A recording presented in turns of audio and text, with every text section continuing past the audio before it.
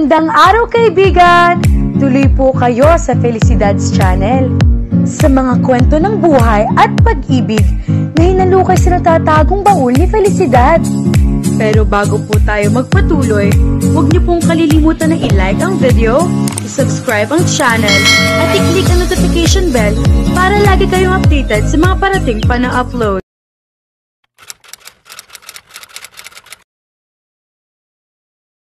Nagulat si Eloisa nung madatnan sa bahay nila si Lana. Kasama niya ito nang uhuli ng maratangtang sa dagat. Sakala niya naalala na ilang araw na nga niya itong hindi nakakasabay sa pagpila kay Mang Pedring para magbenta ng huli. O, napasyal ka Lana.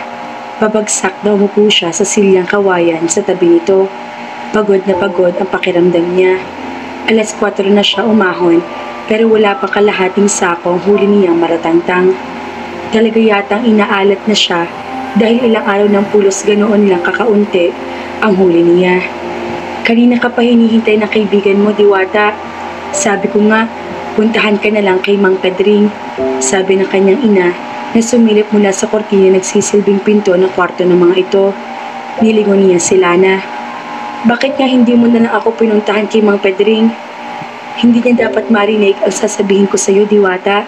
Sagot niya. Kumunot ang noo niya. Bigla siyang kinabahan. Ilang araw na niya itong hindi nakikita sa pilahan kina Mang Pedring. Imposible namang hindi nito ibenta ang matanda ang mga huli nito dahil wala naman silang ibang pwedeng pabagsakan ng mga huli nila.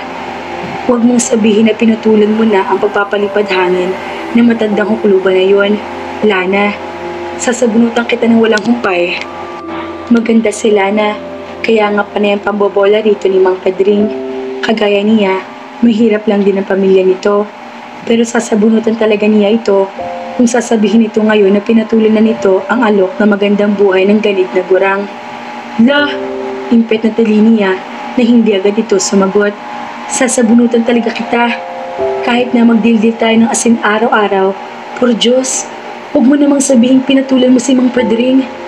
Dahil naman ang kagagahan yun, bukod sa pangit at mabaho ng matanda, may asawa na rin ito. Gagi, ano bang pinagsasasabi mo riyan? Kahit na mamatay ako ng gutom, never kong papatulan ng offer ng walang yung matandang yon. Saka lang siya nakahinga ng maluwag. Teka, ano ba yung sasabihin mo? Nakaka-tense ka naman. Sinadya mo pa talaga ako rito sa bahay namin. Masyado ka namang nervyosa, natatawang sabi nito. Aba, ikaw ito may pasekre-sekreto pang nalalaman. Sino naman na hindi kakabahan sa'yo? Ano ba kasi ang sasabihin mo? Sabihin mo na't baka tumimbuwang na ako rito sa sobrang nervyos. May nakilala kasi ako. Binata bang hombre na yan? Kapag nasiguro mong binata, baka salang mo na agad. Pahig na ako maging maid of honor. Tinampal nito ang braso niya. Kung ano-anong sinasabi mo tumasang sangkilay niya. Dahil namumulampas niya nito habang sinasabi iyon, lalo siya nagduda namang mapansin na nakaayos ang buhok nito. Hindi ba tungkol sa ombreng sasabihin mo sa akin ngayon, Lana? Nang iintrigang usisa niya.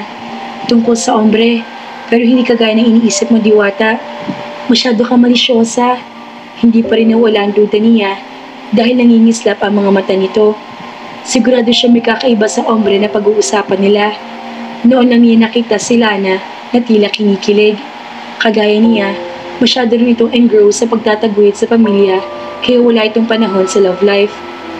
Napansin mo naman siguro na hindi na ako nagbebenta ng mga huli ko kay Mang Pedring. Ang totoo niyan, ngayon ko lang napansin Lana, pag-amin niya. Lagi kasing kakaunti yung huli ko, kaya problemado ako lagi. Pagkagaling kay Mang Pedring, dumalatso agad ako sa palengke para may mauwing pagkain dito. Hindi ko tuloy napansin na missing in action ka pala.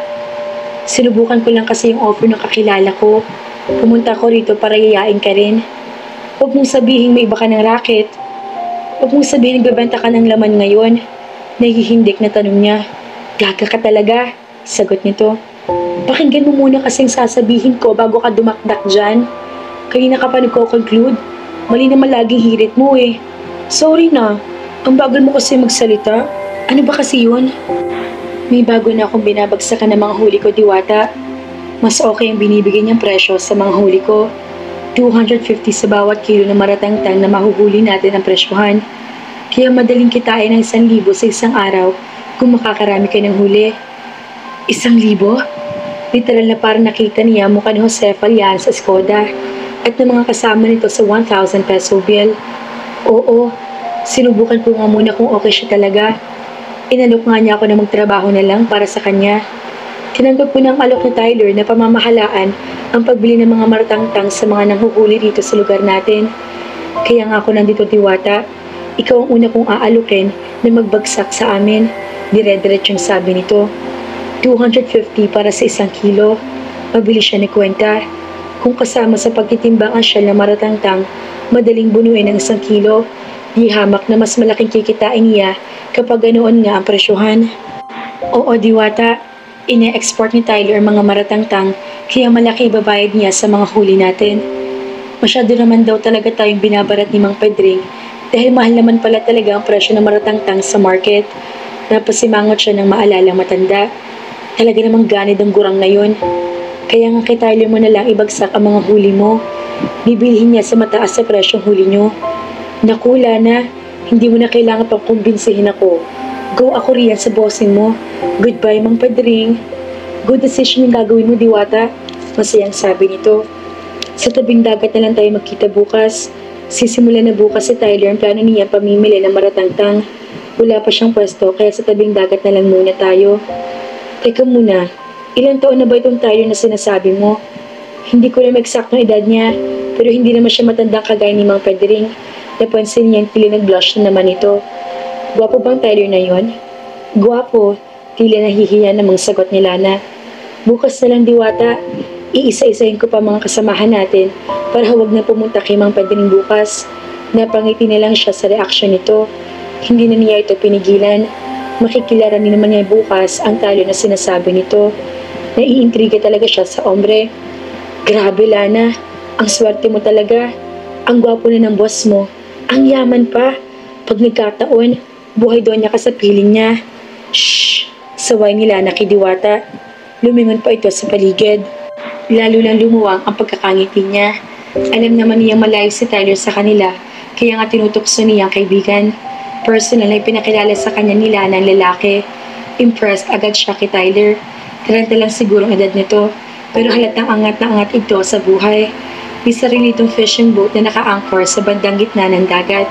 Mahigit 2 linggo na mula noong magsimula itong bilhin ng mga huli niya. Natuklasan niya malakihan pala ang operasyon na negosyo nito dahil for export nga ang mga maratangtang na binibili nito sa mga taga-Silaki.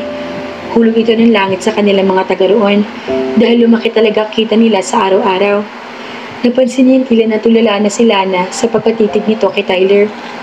Huwag mong pakatitigan at baka matulong na sa Tyler, Lana. Tudyo niya sa kaibigan. Tumigil ka nga sa mga sinasabi mo, Diwata. Baka marinig ka ni Tyler at isipin niya kung ano-ano yung kinukwento ko sa'yo.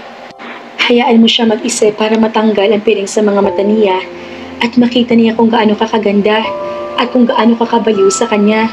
Kinurot siya nito sa braso para tumigil sa kanya. Pero wala siyang balak na magpaawat. Masyado naman kasi itong halata sa damdamin nito para kay Tyler, kaya nga araw-araw niya itong tinutukso sa boss nito. Bakit kasi hindi ka pa magpakita ng motibo sa bossing mo? Para magkaalaman ako may feelings din siya sa'yo. Pero nabavibes ko na pareho kayo may lihim na pagtatangi sa isa't isa. Ang lakit yung magkadinginan eh. Pinaikot ito ang mga mata. Wala akong nararamdaman para kay Tyler, Diwata. Bakit pa kasi ayaw mong maniwala? Para naman kasi hindi kita kilala, Lana. Paano mo ka makukumbinsi na wala kang feeling sa amo mo? Inoobserbahan kita, baka akala mo may kasamang pagnanasa mga tingin mo kay Sir Tyler. Ang dumi talaga ng isip mo. Malinaw lang ang mga mata ko at malakas lang ako humalata. Kaya kahit pa mag-deny ka ng mag-deny, hindi mo ako makukumbinsi na wala kang pagnanasa sa amo mo. Nakikita ko sa mga mata mong pruweba. Dapat pala, pumipikit ako kapag kaharap kita. Nakaismed na sabi nito. Kahit pa nakapitkit ka, hindi mo naman maitatagong kislap sa mga mata mo.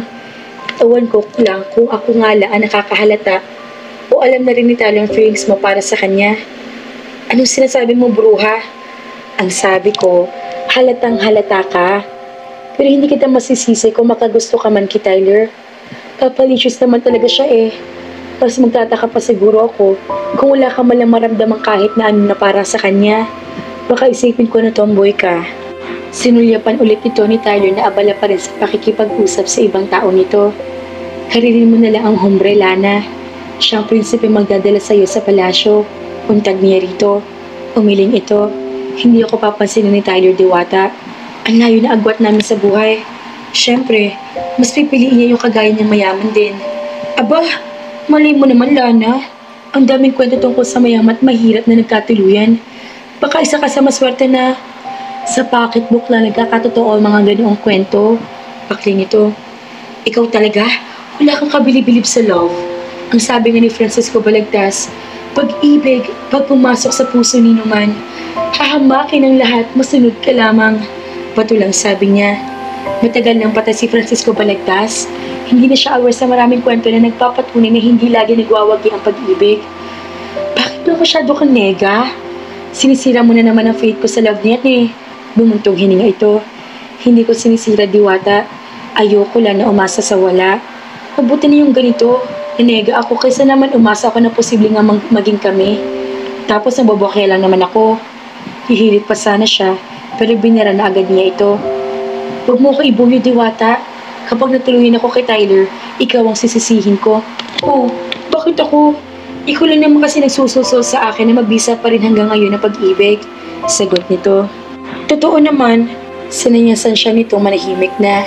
Nakita niya yung papalapit na pala sa kanilang topic nila. Hindi pa kayo tapos dyan? Nakangiting tanong ni Tyler. Tapos na, sagot ni Lana. Tila natataranta ito kayong simple lang naman ang tanong ni Tyler. Nagkukwentuhan na lang kami ni Diwata. Ano naman ang pinagkukwentuhan nyo? Rumipeke na ang bibig niya bago pa siya mapigilan ni Lana.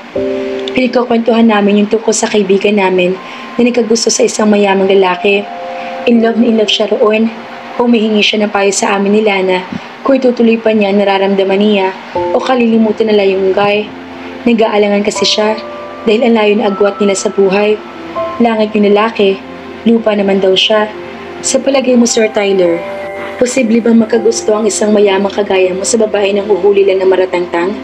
Pinandilatan siya ni Lana pero hindi niya ito pinansin. Kay Tyler lang nakapako ang mga mata niya. Kinakabahan siya sa magiging sagot ng lalaki. Personal niyang gustong malaman ang isasagot ng isang mayaman na kagaya nito. Bakit naman hindi? Tugon ni Tyler. Siyempre, nahihiya kasi akong kaibigan namin. Mayaman nga kasi yung lalaki as in, milyonaryo. Tapos, nanguhuli ng maratangtang kaibigan namin ni Lana. Wala namang mayaman at mahirap sa love. Pantay-pantay lang lahat ng tao. Ibig mong sabihin, pwede ma-inlove yung lalaki sa kaibigan namin? Oo naman, kung mabait, responsable, at masipag at malalahanin naman yung kaibigan nyo. Bakit naman hindi mahuhulog ang loob sa kanya ng lalaki? As in sa tingin mo, posible magkatuluyan sila? Oo naman, nakangising bumaling siya kay Lana. Oh, narinig mong sinabi ni Sir Tyler, Lana. Posible raw na ma-inlove ang isang mayamang lalaki sa isang babae kahit na mahirap lang siya. At sa pag-ibig, pantay-pantay raw ang lahat. Walang mayaman, walang mahirap. Naniniwala si Sir Tyler sa sinabi ni Francisco Balagtas. Idiniin niya ang bawat salitang lumalabas sa bibig niya. Gusto talaga niyang i-emphasize rito ang punto niya. Narinig kong sinabi niya, lalo lumawang ang pagkakangiti niya. Nabayaran mo na bang huli ni Diwata, Lana? Tanong ni Tyler. Oo, pwede na natin ipadala kay Lito ang mga sea urchins para maipreserba na. Oo, sinanyasan nito ang tauhan na kunin ang mga maratangtang na nabili ni Lana. Mauuna na rin ako sa inyo. Mamamalengke pa ako. Paalam niya sa mga ito. Ikaw na lang magsabi sa kaibigan natin tungkol sa opinion ni Sir Tyler, Lana. Oo na. Nanggigigil na sagot nito. Bay na muna. Bukas na lang ulit. Tinalikuran na niya mga ito. Alam niya malaking istorbo na siya roon. Hindi na kasi maalis ang pagkatingin ni Tyler sa kaibigan niya. Ano pang gusto na nitong masolo si Lana? Habang naglalakad siya palayo sa mga ito, hindi niya maiwasan mainggit sa kaibigan dahil dumating na Prince Charming nito. Kailan kaya darating ang para sa kanya? Mga ka-felisidad, tama bang pantay-pantay ang lahat pagdating sa pag-ibig? At may dumating pa kayang pag-ibig para kay Diwata? Kaya naman, abangan!